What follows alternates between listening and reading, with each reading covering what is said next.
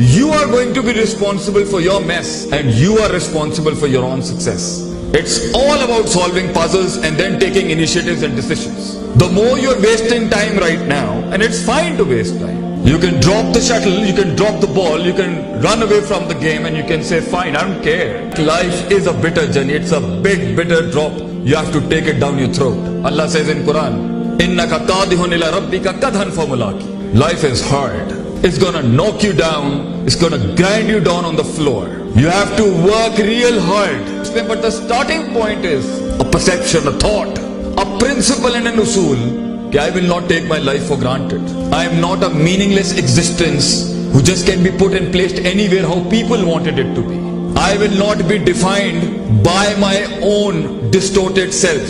The leader inside me, the imamat and qiyadat inside me with which I was born, that will guide me right now